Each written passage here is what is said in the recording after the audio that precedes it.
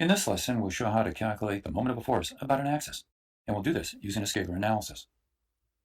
For example, consider applying a force to the handle of the socket wrench. If you want to unscrew the bolt that's connected to the socket, then you have to find the moment of the force about the axis of the bolt, because after all, that's the axis about which the bolt will have to turn. And so in this lesson, we'll show how to calculate the moment of a force about an axis using a scalar analysis, as I've stated. And then in a later lesson, we'll show how to solve this problem using a vector analysis. We'll begin with this general problem. A vertical force applied to the handle of this wrench will cause the wrench to rotate about point O. The moment produced is F times d, and the direction is found by the right-hand rule. Notice that the turning effect, though, is along the moment axis and not along the axis of the bolt, which is in the wall. If we want to find the moment along the axis of the bolt, we have to find the projection of the moment along the y-axis. And we can do this by a scalar method in the following way. Consider knowing the distance dy from the handle to the y-axis. This is the perpendicular distance to the line of action of the force and to the axis. If we know it, we can then find the moment m sub y, which would be F times d sub y. Of course, the direction in which it goes is defined by the right-hand rule. The wrench is lifted upwards and tends to turn the way you see the curl. And when you curl your fingers in the same direction, your thumb will give the direction of the moment vector, and that moment vector has a magnitude of F times dy, as I've stated. Now we can generalize this a bit further by finding the moment around an axis AA. Notice that you have the distance d that we need. It's the perpendicular distance from the line of action of the force, and it's also perpendicular to the axis. Actually, it's the shortest distance, really. The moment is then simply F times d, and the direction again is defined by the right-hand rule. The moment tends to turn around the axis this way, the way you curl your fingers of your right hand, and this gives the direction of the moment vector. Now let's consider two special cases. When the force is parallel to the axis, it obviously does not turn around the axis, and therefore the moment about the axis will be equal to 0. And the other case is when the force line of action passes through the axis. When this happens, of course, there is no moment around the axis, and so again, the moment is equal to 0. Let's go over a few graphic examples to really make sure that you fully understand how all this works. Here's a guy which is gripping this pipe assembly, as you can see, and at the end here of this pipe, there's a vertical force applied. I've set up an XYZ coordinate system right here at his grip. Now this force will create a moment around the x-axis, won't it? Can you tell me the direction in which that moment would go? Well, to figure it out, you'd have to extend the line of action of the force down to here, and then you could find that shortest distance, our moment arm distance, perpendicular distance from the line of action of the force to the axis. And as you can see, when the force is down here, it tends to turn this way, doesn't it, around the x-axis. And so the moment is actually positive. The thumb is directed in the plus direction of the x-axis.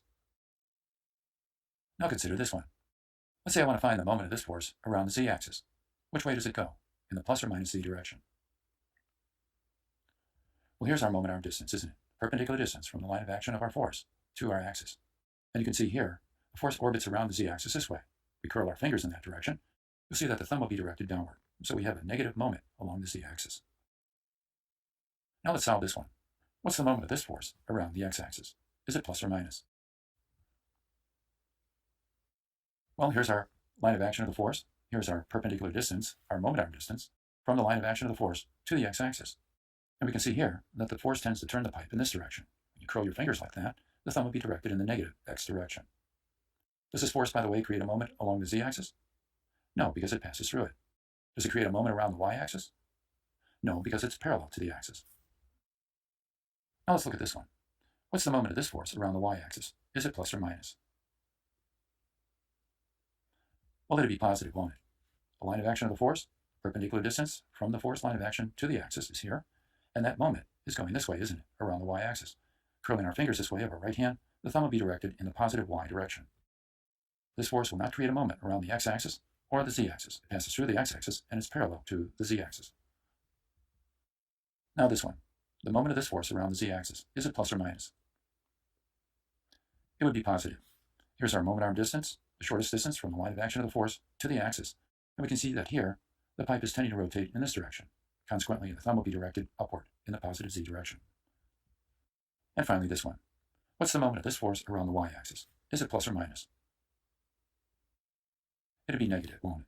Here's our perpendicular distance, our moment arm distance, and we can see that the force tends to turn this way around the axis, and our thumb will be directed in the negative y direction. All right, now let's do some problems that are numerical. We want to determine the moment of this force around the x-axis. And so what will we have? Well, the perpendicular distance is this, isn't it? And we see that the rotation is going to be this way, the way the thumb is directed, in the negative x direction. And therefore the moment is simply equal to minus 500 times our moment arm distance of 3. In other words, we get a result of minus 1,500 Newton meters. Now let's find the moment of the force around the y-axis. What would that be? Well, there's our moment arm distance here. Is the moment plus or minus? It'll be positive, won't it? Because it tends to rotate this way around the axis. Consequently, our answer would be simply 500 times our moment arm distance of 4. When you work it through, you get your result, and it turns out to be 2,000 Newton meters. Finally, what's the moment of the force around the z-axis? Well, in this case, the force is parallel to the z-axis, and I hope you would say the answer is 0. Now let's consider a three-dimensional type of problem. We want to find the moment of this force around the x-axis. What do you think the answer would be? We can slide the force back here. You see, here's the perpendicular distance from the line of action of the force to the axis. This moment is what, plus or minus? It'd be negative, wouldn't it? The way it orbits around the x-axis is this way. When you curl your fingers like that, as shown in the photo, the thumb is in the negative x direction. And so our result is minus 5 times our moment arm distance of 2. And of course, that comes out to be minus 10 kilonewton meters. All right, now find the moment of the force around the y-axis. Well, there, of course, the answer would be equal to 0, wouldn't it? Because obviously, the force is parallel to the y-axis and creates no moment about it. How about finding the moment of the force around the z-axis? What would that be? Well, that would be 0 also, wouldn't it? And that, of course, is because the force line of action passes through the axis and creates no turning effect. All right, now we'll do it one more time, using a 10 kilonewton force, which is acting upward on this block. What's the moment of it around the x-axis?